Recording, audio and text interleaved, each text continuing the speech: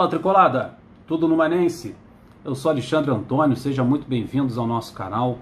Mais um vídeo aqui no canal Tricolada, esse canal que tem vídeo todo dia falando do nosso Fluminense. Todo domingo, às 10 horas da noite, esse domingo tem live, então aguardo todos vocês lá para bater aquele papo maneiro às 10 horas da noite, junto aí com a minha esposa, que me ajuda aí na live, tá bom?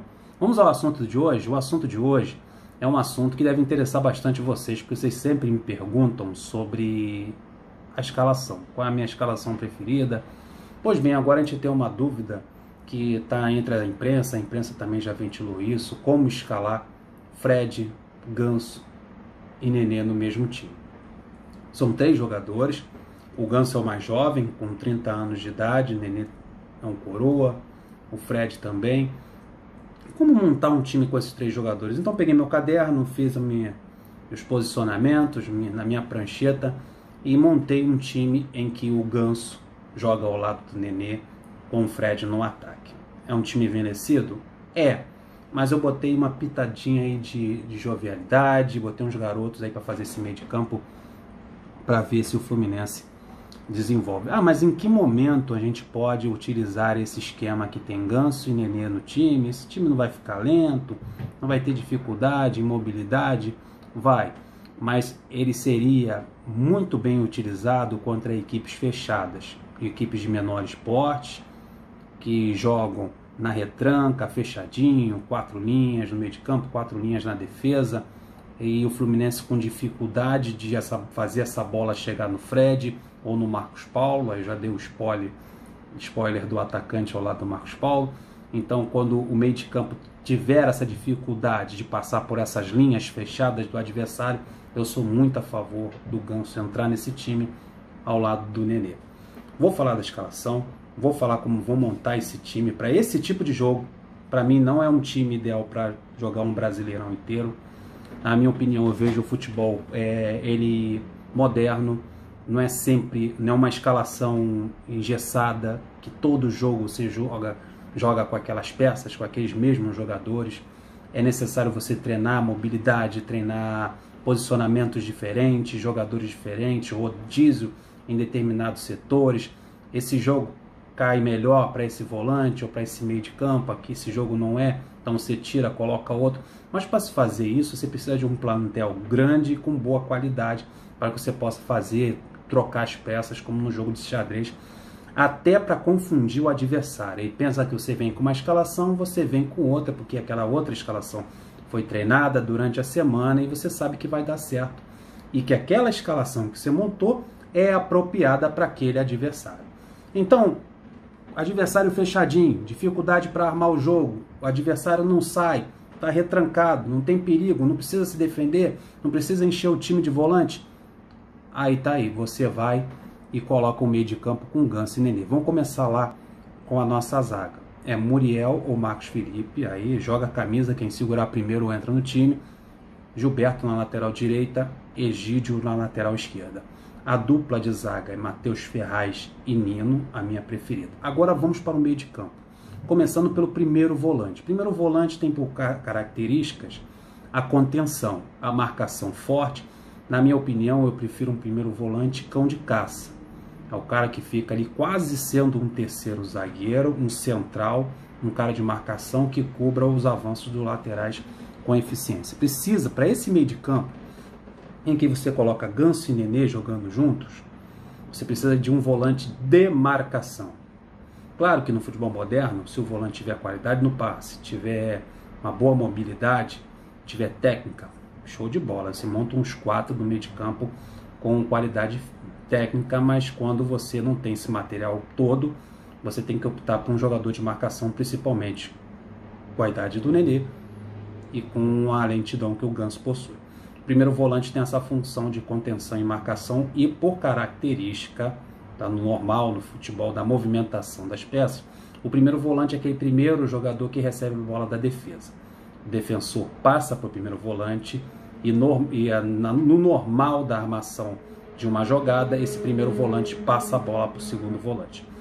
Quais são as opções de primeiro volante que nós temos desse jogador de marcação? É o Yuri e o Iago. Eu não acho tanto o Hudson capaz de fazer isso, porque eu acho que o Hudson seria melhor jogando na função de segundo volante. Ele é um volante que é um defensor, ou um meia, vamos assim dizer, melhor dizendo. É um meia que chega mais na área, tem mais mobilidade, tem mais qualidade no passe. Não vejo ele tão bem na marcação quanto o Iago e o Yuri. O Yuri é mais marcador, chega junto, mas tem deficiência na hora da qualidade do passe. Talvez essa mobilidade do meio de campo dele, passando a bola para o segundo volante ou fazendo chegar o Nenê, ele encontra um pouquinho de dificuldade para fazer isso. Eu escalaria o Iago nessa função. Jogou muito bem as últimas partidas, enquanto a bola rolava aqui, né, no Rio de Janeiro. Se move bastante, estava em todos os lados do campo, é jovem, que baixaria bem a idade desse meio de campo. O Iago tem 25 anos, daí tu tem um Nenê, daí tu tem um Ganso no mesmo meio de campo, a idade sobe, você colocaria o Iago, que é um cara que tem mais pulmão, é mais garoto. E também o Iago, ele faz função de meia, então ele tem por característica um passe melhor do que o Yuri. Aí essa bola sairia do primeiro volante, chegaria no segundo volante. Aí que entra o Ganso na história. Ele seria o organizador do meio de campo, fazendo a função de segundo volante. Ele tem a função de segundo volante, também é de auxiliar o primeiro volante, mas a gente auxiliar, quando eu digo, é na marcação, mas a gente não pode exigir muito do Ganso devido à sua lentidão, mas ele sabe roubar bola. Se você procurar aí na internet ou na memória jogos do Fluminense em que ele rouba a bola de jogadores com uma categoria tremenda, então ele pode fazer muito bem essa função aí de auxiliar do primeiro volante na marcação. Mas o que a gente espera quando a gente coloca o Ganso nesse meio de campo é que ele organize esse meio de campo, que ele dê qualidade a esse meio de campo e dê principalmente a qualidade na origem desse ataque. A bola vir de trás para frente com melhor qualidade.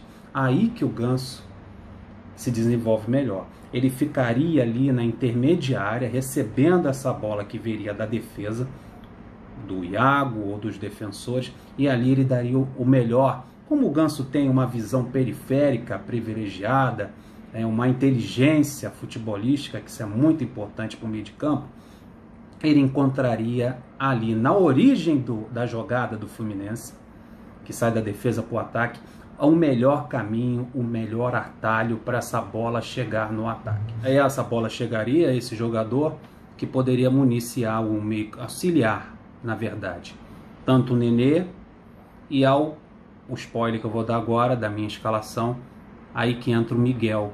Miguel, ele entra nesse meio de campo também para baixar a idade desse meio de campo, assim como o Iago tem 25, daí entraria o Miguel, que é um bebê, que é um menino, 17 anos, a esse meio de campo daria uma equilibrada com a idade do Nenê, com os 30 anos do Ganso, 25 do Iago, daí tem o Miguelzinho para correr aquele meio de campo todo em busca da bola. Você ganharia mais ainda qualidade no passe, tendo o Miguel nesse meio de campo, e o Ganso ficaria como o passador, o auxiliar desses dois meias que são mais próximos da grande área. O Nenê com a sua qualidade no passe, o Nenê com a sua penetração dentro da grande área. O Nenê faz isso muito bem. Ele não é armador, ele não é criador de jogada. Com o Ganso, ele ficaria completamente livre para fazer as suas investidas dentro da área adversária, porque ele não teria essa responsabilidade de organizar esse meio de campo, coisa que ele não faz bem. O Nenê é mais agudo, o Nenê é mais perigoso, às vezes ele parece um centroavante, bom chute de fora da área, está fazendo uma temporada espetacular, uma pena que tivemos que interrompê-lo. Aí essa função de organizar esse meio de campo estaria nos pés do Miguel e do Ganso. Do Ganso mais recuado, com liberdade de se aproximar dessa faixa ali que tem da meia-lua e da grande área e de trocar figurinha com o garoto Miguel e com o veterano Ganso. Aí no ataque, eu optei de colocar um menino como o Fred, é o concurso, né? Ninguém barraria o Fred. O jogador que eu colocaria ao lado do Fred também é um jovem jogador. Nós temos muitos jovens jogadores na função de segundo atacante, jogador de canto. Eu escalaria o Marcos Paulo. Por que o Marcos Paulo? O Marcos Paulo tem qualidade no passe, o Marcos Paulo tem visão de jogo, o Marcos Paulo sabe fazer gol, sabe jogar na área, e o Marcos Paulo, ele é bom em assistência. Claro, pela qualidade do passe que ele tem, a visão de jogo que ele tem, por consequência, ele faz boas assistências. E é um craque, na minha opinião. Então eu colocaria o Marcos Paulo. O Marcos Paulo, ele sabe migrar da função de atacante para a função de meio de campo, podendo o Fluminense fazer uma formação assim, um 4-5-1, em que os 5, o Marcos Paulo é incluso nesse meio de campo e deixaria somente o Fred isolado. E esse meio de campo pode muito bem formar uma marcação. Quando o Fluminense não estivesse com a posse de bola, o Marcos Paulo recuaria para esse meio de campo, aí formaria uma linha de 5 jogadores, povoaria aquele meio de campo com todos marcando. E o Fred ficaria isolado ali. Como de costume, quem conhece o Fred sabe que ele não é de muito ajudar na marcação, na mais com a idade que ele está, não tem como exigir isso dele. Essa seria a minha escalação, esse meio de campo e ataque com o Iago de primeiro volante, Ganso de segundo volante, para municiar ali o meio de campo, fazer a bola girar, qualidade do passe, tudo.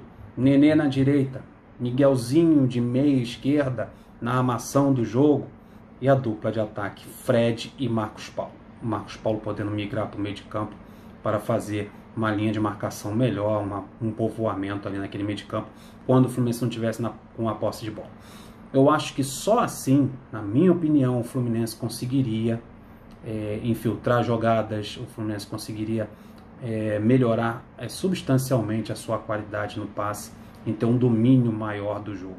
Coisa muito agradável de se ver no futebol de hoje, e o mais importante do futebol de hoje, você ter a posse de bola. Eu acho que com esse meio de campo o Fluminense teria mais tempo com a bola nos pés, e quando a bola está nos seus pés, você não é atacado, você não sofre perigo, então você está mais longe de sofrer um gol. Você tem mais chance de marcar gol quando você está com a bola no pé durante mais tempo. Então com 60% de posse de bola, 70% é o ideal, é como o Fluminense jogou aí por um bom tempo na era Diniz, depois com o advento do Marcão, que abraçou essa filosofia de ter mais tempo com a bola no pé. Essa é a minha escalação para jogos que seja necessário você ter mais tempo com a bola nos seus pés e ter maior domínio do jogo para que você possa ter mais ações. E outro assunto para encerrar, lembra aquele empréstimo que eu falei nos últimos vídeos, que a CBF ia emprestar 100 milhões aos clubes da Série A, sem juros, que é ótimo. Melhor do que pegar dinheiro emprestado em banco, sabe os juros do banco como é que é. Mas a única garantia são os valores a receber pelo contrato de direito de transmissão da TV. Então são as cotas. As cotas de TV de cada clube são as garantias para que você receba esse empréstimo. O que foi noticiado hoje? Que os clubes que adiantaram essas cotas, que receberam esses valores adiantados da TV, vão ficar de fora desse empréstimo. Daí eu pergunto, ora bolas, o empréstimo não é para socorrer? Não é para vir em socorro daqueles clubes que estão em dificuldade nesse momento, que não encontra patrocínio, não tem renda, não lota estádio, não tem público? Se o cara está adiantando a cota dele, do direito de transmissão do Brasileirão, está adiantando para socorrer, para pagar salário de jogador, para sobreviver, para não fechar as portas, então esse clube que está fazendo isso é o que mais precisa do socorro da CBF e do seu empréstimo sem juro tão propagado aí pela mídia. Mas não parece que esse empréstimo que a CBF está fazendo é para atender justamente aqueles clubes que não precisam do referido empréstimo. Porque quem, meu amigo? Qual clube no Brasil não precisou adiantar a sua cota de TV? Poucos. Não está aqui o Flamengo. Talvez o Flamengo não precise. O Flamengo já pegou há pouco tempo um empréstimo de 50 milhões num banco. E o Flamengo pega empréstimo no banco, que é uma beleza. Então, o Flamengo provavelmente não adiantou a sua cota de TV. Tem uma situação econômica boa, vamos dizer assim, o Palmeiras. Então, esses clubes dificilmente precisariam de um empréstimo da CBF. Mas eles vão ser os únicos com esse benefício. É brincadeira.